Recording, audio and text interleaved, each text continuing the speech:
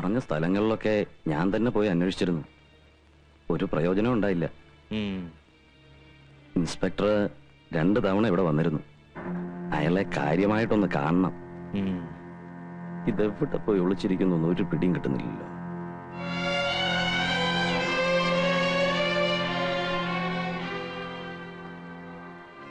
എവിടെ വേണേ പോയി ഒളിച്ചിരിക്കട്ടെ, കണ്ടുപിടിക്കാനുള്ള വഴികളൊക്കെ എന്റെ കയ്യിലുണ്ട്.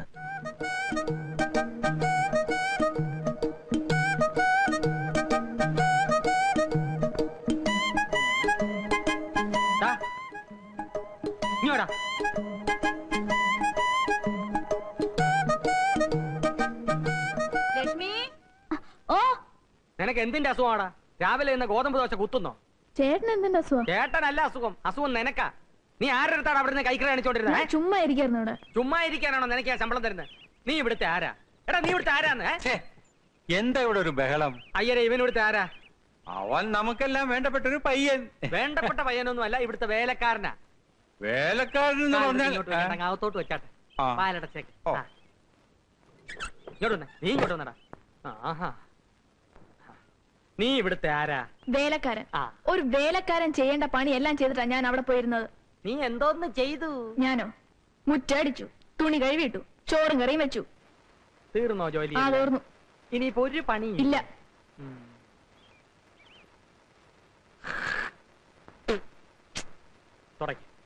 ചേട്ടൻ എന്ത് പണിയായി കാണിച്ചത്? തുപ്പി.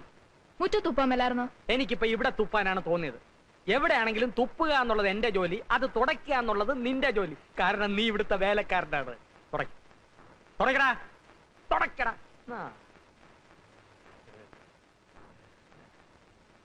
പോയി കഴിക്കൊണ്ടോടാ. രാവിലെ എഴുന്നേറ്റ് കുളിച്ച് ഷർട്ടിനകത്ത് കയറി നടന്നോളൂ. 10 പേര് കണ്ടാലെങ്കിലും വേലക്കാരനാണെന്ന് തോന്നണ്ടേ?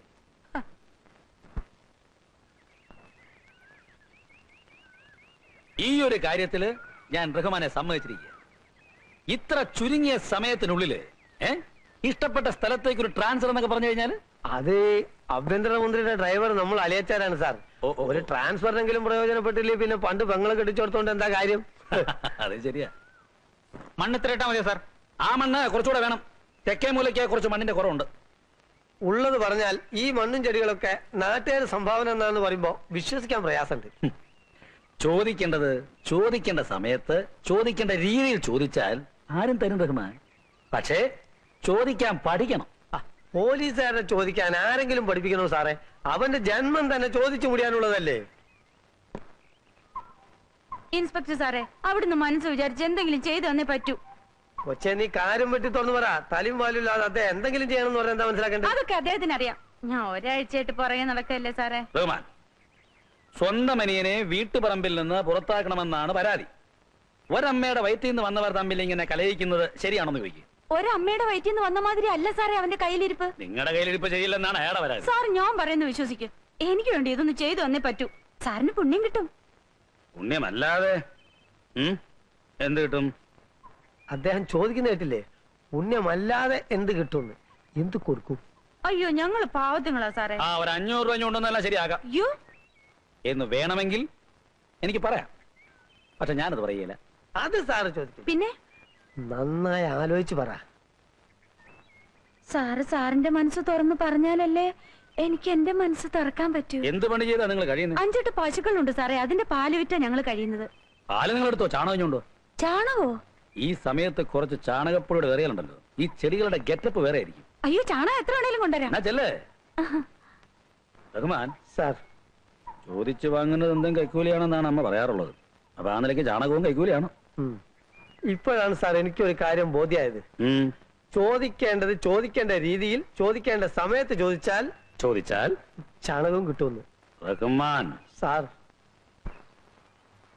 മനോരമ വേണോ? ആ വേണോ? അതിനെ ഞാൻ ഇത്ര നേരം കാത്തിരുന്നേ. ഒന്ന് താന്നേ. ആ ജോൺസന്റെ നോവൽ വെച്ചിട്ട് ഉടനെ അങ്ങ് തരാലോ. പ്ലീസ് ഒന്ന് താന്നേ. പ്ലീസ് ഒന്ന് താന്നേ. പ്ലീസ്, ഞാൻ വായിച്ചിട്ട് ഉടനെ തരാം.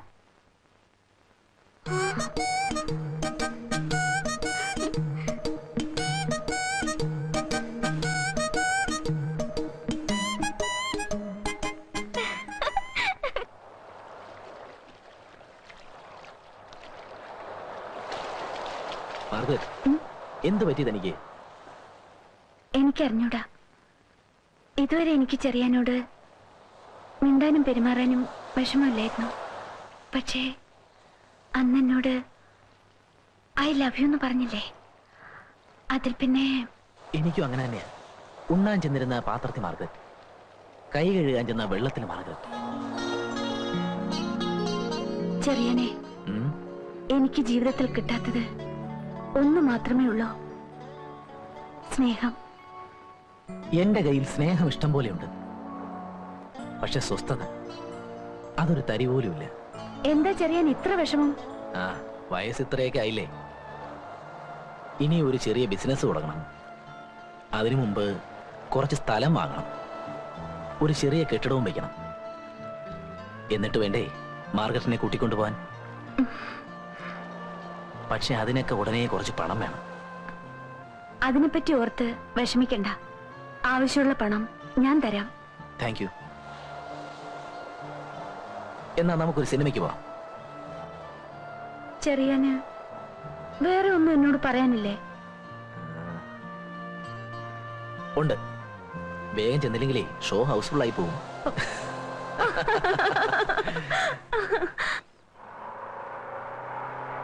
എല്ലാം കൂടെ നീ എടുക്കണ്ട, ആ പാക്കറ്റ് ഞാൻ തരാം. വേണ്ട ഏട്ടാ, ഞാൻ വെച്ചോളാം. ചേട്ടന് മാത്രമേ ഉള്ളൂ എന്നോട് ഇത്രയും സ്നേഹം. ആ പിശാരി ചേട്ടൻ സമയം കിട്ടി അപ്പൊ എന്നെ കുറ്റപ്പെടുത്തും. അപ്പൊ ചെറിയാനോ? ആ ചേട്ടൻ പിന്നെയും ഭേദാ. അയ്യരെങ്ങനെയുണ്ട്?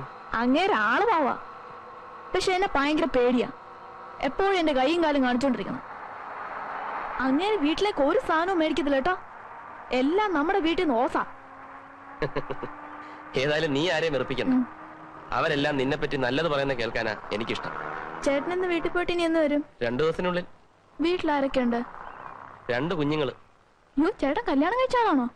കല്യാണമൊന്നും കഴിച്ചിട്ടില്ല, പക്ഷെ 2 കുഞ്ഞുങ്ങളുണ്ട്. എങ്ങനെയാന്നായിരിക്കും? എന്റെ അച്ഛനും അമ്മയും. ഇതിന്റെ ഒന്നും ആവശ്യപ്പെടില്ല.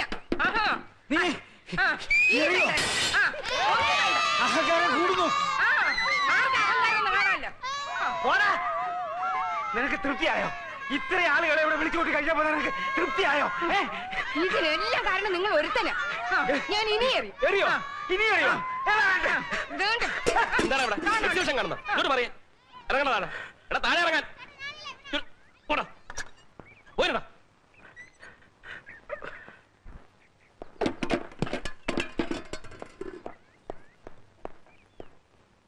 ഇന്ന് ഹരികഥാ കാലക്ഷേപം നേരത്തെ തുടങ്ങിയോ? എന്റെ അമ്മേ, എന്റെ അച്ഛ, എന്തിനാ എന്റെ മാനം ഇങ്ങനെ കപ്പൽ കയറ്റുന്നത്? 1950 എന്ത് സംഭവിച്ചെന്നാ? 50 മോനെ, 54 നീലക്കുയിൽ റിലീസായ ദിവസം നിന്റെ അമ്മ സിനിമ കാണാനായിട്ട് ഒരുങ്ങി ഇറങ്ങിയപ്പോ സുഖമില്ലാതെ കിടന്ന എന്റെ അമ്മ പോകണ്ടാന്ന് പറഞ്ഞു. അന്ന് കമാനൊരക്ഷരം മിണ്ടാതെ കണ്ണീര് ഒലിപ്പിച്ചു നിന്ന നിന്റെ ഈ അമ്മ ഇന്ന് നേരം വെളുത്തപ്പോ മുതല് ദംഷ്ട്രീ കാണിച്ച് എന്റെ നേരെ ചാടി കയറാണ്. അമ്മേ, ഞാൻ ജനിക്കുന്നതിന് മുമ്പ് നടന്ന കാര്യം ജനിക്കുന്നതിന് മുമ്പ് തന്നെ തീർത്തുകൂടായിരുന്നോ? അതെങ്ങനെയാ? അന്ന് ഇങ്ങേര് സിംഹം അല്ലായിരുന്നോ? ഇന്നല്ലേ പൂച്ച പോലെ ആയത്. എന്നാലും കാത്തിരുന്ന് കസവും കൊണ്ട് കൊടുത്ത് ഞാൻ ആ സിനിമയൊന്ന് കാണാൻ പോവാന്ന് വെച്ചപ്പോ കുളവി തള്ള. എന്നാ ഞാൻ പിടിക്കും. എന്നാ പിന്നെ ഞാൻ മാത്രമായിട്ടെന്നാ വെറുതെ ഇരിക്കുന്നത്? ഞാൻ വേണ്ടടോ, നെഞ്ചു കലങ്ങി പോവും. വേണ്ട. വനജാദേവി 19 വയസ്സ്, കാർത്തിക നക്ഷത്രം, പെണ്ണ് കൊള്ളാം. ഇതാ നോക്ക്. അടുത്തത് കോമളവല്ലി, അത്തം നക്ഷത്രം, 5 അടി 3 ഇഞ്ച് പൊക്കം. എന്റെ പൊന്നറ്റ, എനിക്കിപ്പൊ കല്യാണം വേണ്ട. എനിക്കല്ല നിർബന്ധം, നിന്റെ അമ്മയ്ക്കാ.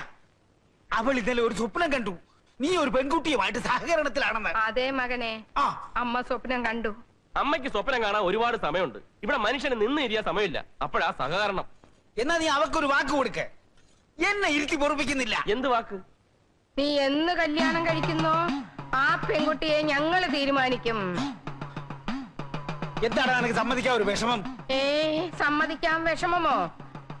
ഇല്ലാതെങ്ങാനും നീ ചിന്തിച്ചാലുണ്ടല്ലോ ഞാൻ ചത്തുകളയും. ഞാനും ചത്തുകളയും. മണ്ടയ്ക്കാട്ട് ഭഗവതിയാണ് പറയുന്നത്, ഞങ്ങള് തീരുമാനിക്കുന്ന പെൺകുട്ടിയെ നീ വിവാഹം കഴിച്ചില്ലെങ്കിൽ മകനെ നീ നട്ടം തിരിയും. നീ നട്ടം